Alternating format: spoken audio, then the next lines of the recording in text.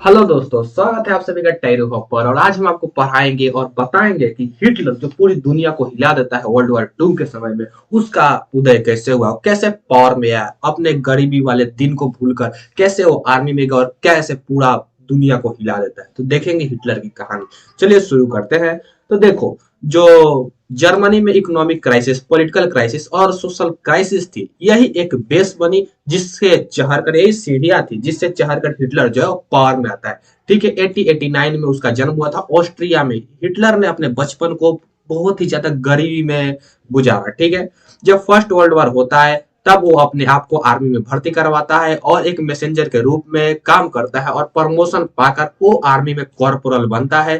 ठीक है भाई लोग, और उसने बहुत सारे मेडल्स अपने बहादुरी के लिए जीते। तो भाई, जर्मनी के लिए हिटलर वर्ल्ड वॉर 2 से पहले, प्रधानमंत्री बनने से पहले बहुत ही ज्यादा अच्छा आदमी था, जर्मनी के लिए विशेषकर। ठीक है, अब भाई आर्मी में था तो लड़ाई में बहुत ज्यादा उसका योगदान था वर्ल्ड वॉर 1 में। अब जर्मनी जब हार जाता है ना, तो यार वो बहुत ज्यादा दुखी हो जाता है। और यही दुख, वर्साइल ट्रीटी जब हो जाती है, तो यही जो दुख है वो बदले की आग में बदल जाता है। ठीक है, 1919 में, 1919 में वो एक छोटा सा पार्टी को ज्वाइन करता है, छोटे कुछ लोगों की पार्टी बनाता है, जर्मन वर्कर्स पार्टी। और इसमें वो धीरे धीरे काम करता है, ऑर्गेनाइजेशन में धीरे धीरे ऊपर बढ़ता है और इस पार्टी को नाम बदलकर वो करता है national socialist German workers party. और बाद में इसी पार्टी को नाजी पार्टी के नाम से हम लोग जानते हैं और बाद में सभी लोग जानने लगे। ठीक है, 1923 में जर्मनी में हिटलर ने प्लान बनाया कि भाई लोग, हम लोग बावारिया को, जर्मनी में एक जगह है बावारिया, इसको अपन लोग कब्जा करेंगे। और चल दिया सैनिक लेकर बर्लिन की तरफ। चलो वीर जवानों, आज बदला लेंगे। आज पहले जर्मनी में अपना शासन करेंगे और फिर उन सब से बदला लेना है। ठीक है, गया।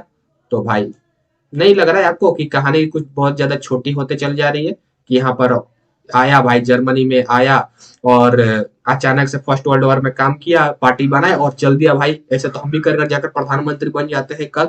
तो देखो क्या हुआ कि जब वो कैप्चर करने गया ना, वो पकड़ा गया और बुरी तरीके से उसको कूटा गया। ठीक है भाई, दम भर उसको पिटाई हुआ। ठीक, जेल में डाल दिया गया और कुछ दिनों के बाद छोड़ दिया है भाई, जा यार निकल भाग, छोड़ दिया गया। ठीक है, तो 1930 से पहले नाजी पार्टी की जर्मनी में कोई हैसियत नहीं थी। एक सबूत तुम्हें मिल गया, 1930 से पहले नाजी पार्टी की कोई हैसियत, कोई औकात नहीं थी जर्मनी में। ठीक है, अब एक ग्रेट डिप्रेशन का समय था जब नाजिज्म एक मास मूवमेंट बन गया। जैसे कि आप लोगों ने 1929 में देखा है, हमने पढ़ा है। 1929 में तुम लोगों ने कैसे देखा है भाई? नहीं, पिछले चैप्टर, पिछले टॉपिक में हमने आपको बताया है कि लोग बैलगाड़ी में भर कर लेकर जाते हैं पैसा, तो उनको क्या मिलता है भाई? एक दो रोटी मिलता है। ठीक है, बैंकें जो है वो एक दूसरे से कोलाप्स कर रही थी, मिल रही थी, बिजनेस जो है सारे शटडाउन हो रहे थे, वर्कर्स जो है वो अपने जॉब को लॉस्ट कर रहे थे और मिडिल क्लास के जो लोग थे वो धीरे धीरे कर बर्बाद हो रहे थे। ठीक है, इस सब सिचुएशन में नाजिज्म ने एक प्रोपेगेंडा चलाया, लोगों को दिखाया कि हम आपके सुनहरे भविष्य के लिए काम कर रहे हैं। ठीक है, 1928 में जिस नाजिस्ट पार्टी को जर्मन पार्लियामेंट, जिसे राइस स्टेक के नाम से जाना जाता है, जिसके इलेक्शन में उसे 2.6% वोट मिले थे, उसी नाजिस्ट पार्टी को 1932 में 37% वोट मिले, सिर्फ इसलिए क्योंकि उन लोगों को दिखाया कि आप जो आज हैं, हम आपको इससे उभार कर आगे लेकर जाएंगे। ठीक है, तो चलो आगे देखते हैं क्या होता है। हिटलर एक पावरफुल स्पीकर था और उसका जो पैशन था और उसके जो शब्द निकलते थे भाई लोग, वो लोगों को बहुत ही ज्यादा आकर्षित करते थे।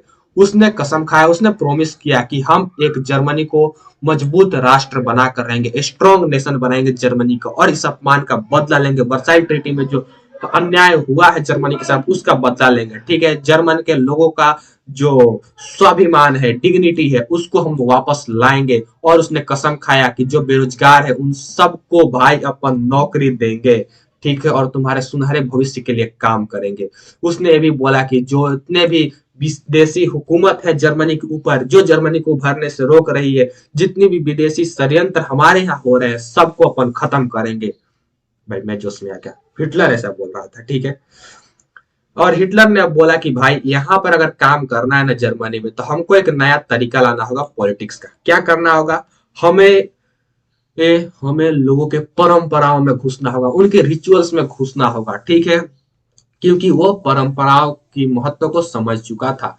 अब नाजीज जो थे, नाजी पार्टी के जो लोग थे, वो बड़े बड़े मूवमेंट करने लगे, बड़े बड़े रैलियां निकालने लगे, ताकि हिटलर का सपोर्ट आए और सभी लोगों को दिखाने लगे कि आप सब एक हो, यूनिटी।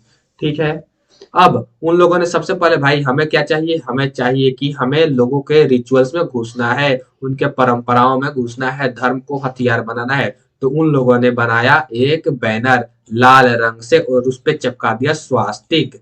ठीक है। बेसिकली वो लोग स्वास्तिक नहीं जानते थे, लेकिन वो एक ऐसा ही सिंबल बनाना चाहते थे जो धर्म से जुड़ा हो। ठीक है। नाजिस का जो सैल्यूट करने का तरीका था, और वो जो स्पीच के बाद उसके जो लोग तालियां बजाते थे, सब एक अलग तरीके से खास किस्म का हुआ करता था। ठीक है। नाजिम का जो स्किलफुली, कुशलता पूर्वक तरीके से जो प्रोपेगेंडा चलाया जा रहा था, इससे दिखाने की कोशिश की जा रही थी कि जो हिटलर है वो आप लोगों के लिए मसीहा है, ये एक है जो देश को बचाएगा, शक्तिमान है, ठीक है, सुपर हीरो है, ये दिखाने की कोशिश की जा रही थी। ठीक है। और ये आया है, किस लिए आया है, भगवान का भेजा हुआ दूत है, और ये आपको गरीबी से निकाल कर आपके दुखों को खत्म करने आया है, आपके अपमान का बदला लेना आया है। ठीक है। जो कृष्णा जी गीता में बोले थे ना भाई, यदा यदा हि धर्मस्य ग्लानिर्भवति भारतम अभ्युत्थानात् धर्मस्य तदात्मानं सृजनस्य परित्राणाय साधूनां ये विनाशकाय च दुष्कृताम संभवामि युगे युगे। यानी कि जब जब धर्म का विनाश होगा, तब तक साधुओं की रक्षा के लिए, दुष्टों का संहार के लिए मैं अवतरित होते रहूंगा। वही नाजी ने अपने आप को भगवान समझ लिया, कि लोगों को ऐसा दिखाया जाने लगा कि यही जो है हिटलर जो है वो आपका मसीहा है, वो आपको बचाने के लिए आया है, जितने भी विदेशी हुकूमत है इन सब से आपको आजादी दिलाएगा। ठीक है।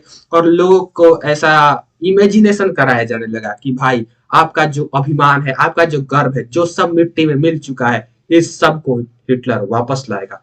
ठीक है। और लोग भी मान रहे थे, भाई चलो ठीक है, आज पैसा वगैरह है नहीं, पॉलिटिकल क्राइसिस है, चलो ठीक है, जर्मन हिटलर ठीक बोल रहा है।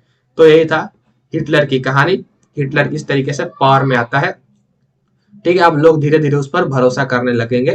तो यहाँ पर होता है इस वीडियो का द एंड, चैप्टर का नहीं, सिर्फ वीडियो का। मिलते हैं नेक्स्ट वीडियो में, तब तक के लिए टाटा बाय बाय, ध्यान रखो।